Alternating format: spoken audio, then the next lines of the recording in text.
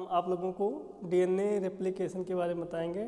DNA replication का अर्थ होता है द्विगुणन या प्रतिकृतिकरण। डीएनए रेप्लिकेशन का अर्थ है डीएनए द्विगुणन या डीएनए प्रतिकृतिकरण। केवल एक ही जैविक अणु है जिसमें अपने आप स्वद्विगुणन करने की क्षमता पाई जाती है डीएनए में। इसको हिंदी में कहते हैं डीएनए द्विगुणन या प्रतिकृतिकरण।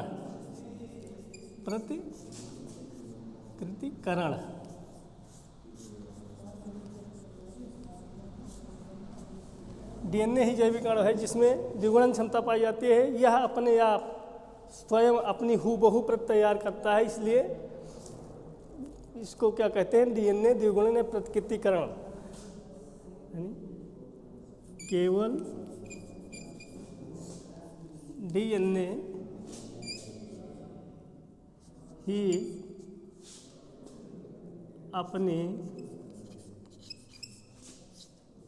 हूबहू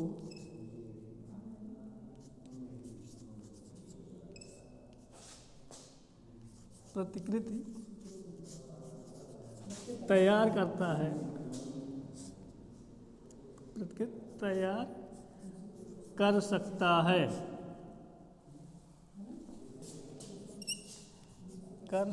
है। इसीलिए डीएनए को आनुवंशिक पदार्थ कहते हैं। इसीलिए डीएनए को आनुवंशिक पदार्थ कहते हैं।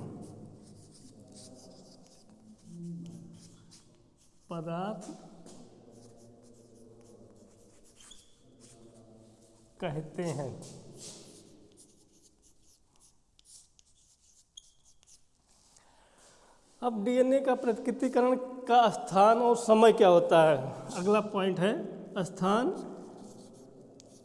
एवं समय।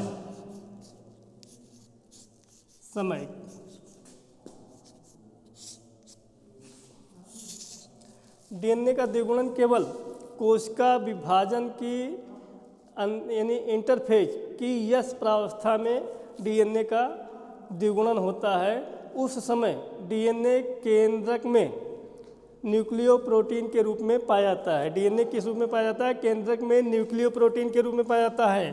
कोशिका कहाँ पर होता है, कोशिका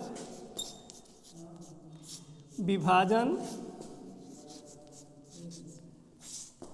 की इंटरफेज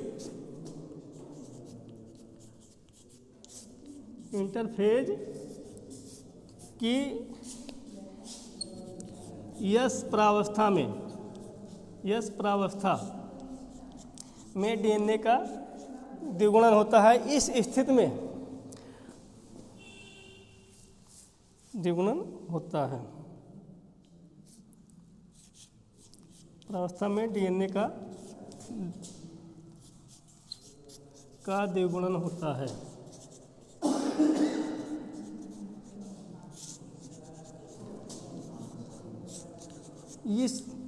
इस समय जो डीएनए होता है, गुणसूत्र होता है, वो न्यूक्लियोप्रोटीन में, कोशिका के केंद्रक में न्यूक्लियोप्रोटीन के रूप में गुणसूत्र पाया जाता है। केवल कोशिका के केंद्रक में डीएनए का द्विगुणन होता है, कोशिका द्रव्य में डीएनए का द्विगुणन नहीं होता है। स्थान क्या है, कोशिका का केंद्रक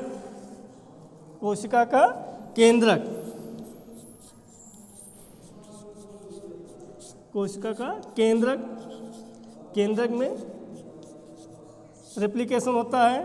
और समय क्या होता है, कोशिका विभाजन की इंटरफेज की यस प्रावस्था में डीएनए का द्विगुणन होता है। ये तो रहा डीएनए का द्विगुणन का समय और स्थान।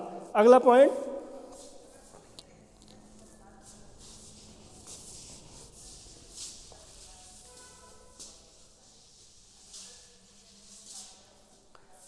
पॉइंट है डीएनए का अर्धसंरक्षी मॉडल।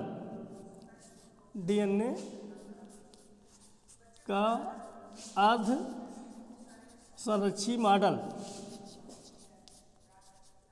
अर्धसंरक्षी डीएनए की हाँ का अर्धसंरक्षी विधि, ऐसा कर लो, डीएनए की अर्धसंरक्षी विधि।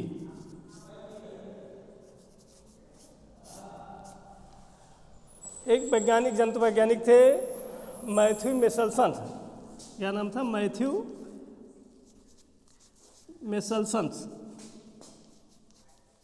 मेसलसन तथा वनस्पति वैज्ञानिक फ्रैंकलिन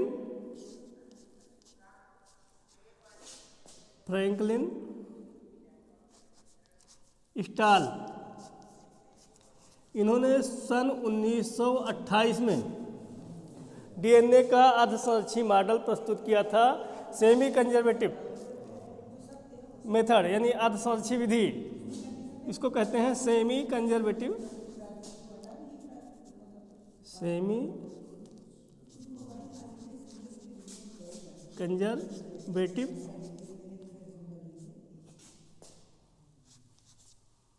मेथड।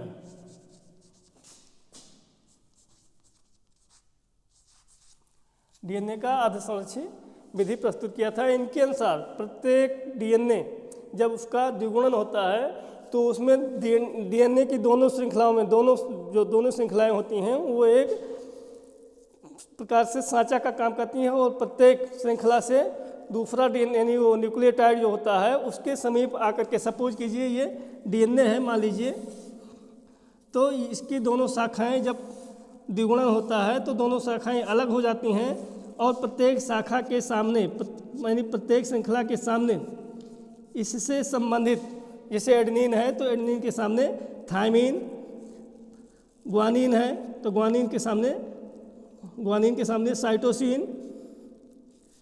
साइटोसिन है तो उसके सामने ग्वानिन। इसी प्रकार से दोनों श्रृंखलाओं में इसके यानी जो उसके यानी वो होते हैं समअवयवी, वो इससे जुड़ते जाते हैं। सपोज कीजिए यहाँ पर थायमिन है, तो यहाँ पर एडेनिन, यानी दोनों श्रृंखलाओं के पूरक न्यूक्लियोटाइड इससे जुड़ते जाते हैं और इस प्रकार से दो श्रृंखलाएं तैयार होती हैं, जिसमें से एक श्रृंखला प्रत्येक डाटा डीएनए में प्रत्येक श्रृंखला में से एक श्रृंखला, जैसे दो डीएनए तैयार, एक डीएनए से दो डीएनए तैयार हुए तो प्रत्येक श्रृंखला में एक डीएनए जो है पैरेंटल रहेगा, पैतृक डीएनए रहेगा और दूसरा जो है नया डीएनए रहेगा। एक तो पैरेंटल रहेगा पैतृक और दूसरा नया रहेगा, इसीलिए इसको अर्धसंरक्षी मॉडल कहते हैं। एक तो पैरेंटल है, पैतृक है और दूसरा नया तैयार हुआ है, दूसरी श्रृंखला नई निर्मित हुई है, इसलिए इसको सेमी कंजर्वेटिव मॉडल कहते हैं।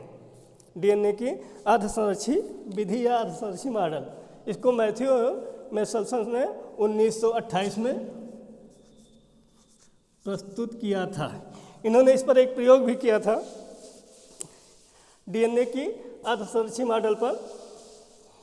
अपने प्रयोग में इन्होंने बैक्टीरियम इकोलाई बैक्टीरिया लिया और इकोलाई बैक्टीरिया में जो इसको कल्चर मीडियम में रखा, एक पोषक माध्यम में रखा और यहाँ पर जो प्यूरिन और पिरिमिडिन बेस होते हैं उनमें नाइट्रोजन 14 के स्थान पर इसके आइसोटोप, नाइट्रोजन 14 के स्थान पर इसके आइसोटोप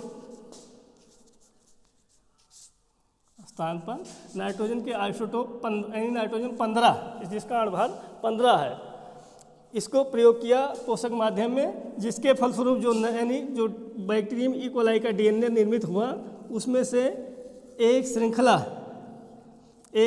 तो नाइट्रोजन 14 वाली बेस की थी, नाइट्रोजन 14 वाली बेस की, और दूसरी नाइट्रोजन 15 वाली बेस की थी। सपोज कि ये N14 वाली बेस है तो दूसरी श्रृंखला इससे जो बनी वो 15 वाली बेस की थी, नाइट्रोजन 15, उसमें नाइट्रोजन के आइसोटोप जो थे वो 15 थे। प्रत्येक श्रृंखला में एक नाइट्रोजन के 14 आइसोटोप थे पैरेंटल वाले में, और जो डाटर श्रृंखला थी उसमें नाइट्रोजन के जो आइसोटोप थे वो 15 थे। सेम इसी प्रकार से दूसरी श्रृंखला में भी पैरेंटल जो शाखा थी, पैरेंटल जो श्रृंखला थी उसमें पहली श्रृंखला नाइट्रोजन के 14 आइसोटोप वाली थी और दूसरी श्रृंखला जो थी नाइट्रोजन के 15 आइसोटोप वाली थी। इस प्रकार से इन्होंने सिद्ध कर दिया कि प्रत्येक डीएनए की अर्धसंरक्षी क्रियाविधि में क्या होता है, या डीएनए के द्विगुणन में जो भी होता है, जो होता है एक श्रृंखला तो पैतृक रहती है और दूसरी श्रृंखला नवनिर्मित होती है, नई बनती है, इसलिए इसको अर्धसंरक्षी मॉडल कहा गया। शेष अगले दिन हम आप लोगों को बताएंगे।